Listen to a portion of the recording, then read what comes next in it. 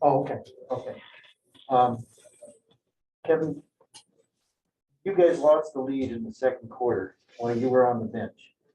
And you came in and scored 35 of the next 55 points, mid-second quarter to mid-fourth quarter. Can you just describe the sense of urgency or responsibility you felt to take over like that? Yeah, I felt like we started the game off with a nice flow, nice energy, and got up double digits, and the ball was popping, everybody was touching in. And in the second quarter, they upped the pressure a little bit, full court, threw some full court traps in there, was able to get their hands on the basketball. I think we turned it over, 11 times that quarter, or maybe that was the third. But I felt like we turned it over a lot in between that second and third quarter. And so I just try to keep the ball in our hands, take a shot every time down, because I was turning over too, and I was able to make some. So Kevin, that third quarter, which is pretty selfish, how much of that was self-inflicted versus what they were doing to you guys? It's a good mixture of both. I feel like their pressure was definitely getting to us. We turned the ball over like 4 straight times at half court, and gave them like wide open layups, which got them into the game, a couple and ones too. So they seen that we were lacking, I guess, ball handlers, point guards, and they wanted the pressures, but we knew that it was just, the initial pressure would be tough, but once we kept dribbling across half and get to our sets, they'll loosen up a bit. So once we found out that, we was able to cruise from there. And what have you seen out of your defense in the fourth quarter? You guys have held in the season lows in your last 3 wins, around 13, 14 points each win.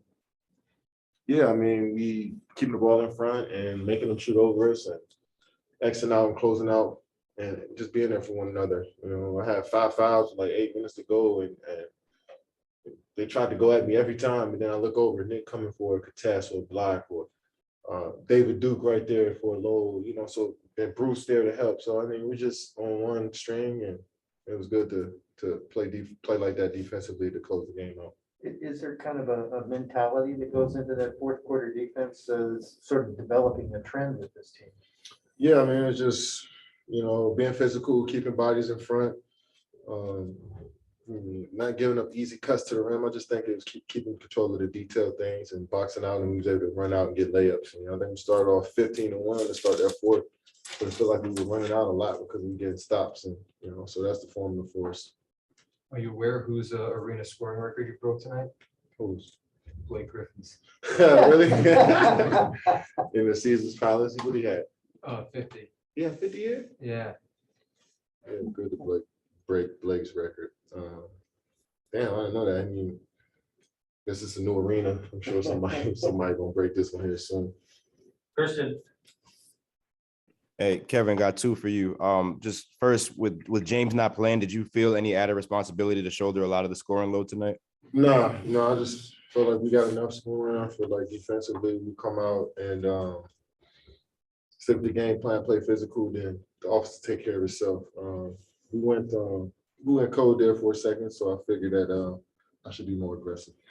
And then second, I mean, you had a season high 31 field goal attempts. I mean, did part of you ever wonder what you would average if you average that many field goals a game? No, I don't think about it. That's a lot of shots to get up throughout a whole. To average 30 field goals for a season, that's a lot of shots, and I want to be able to do everything, not just focus on offense. Gotcha.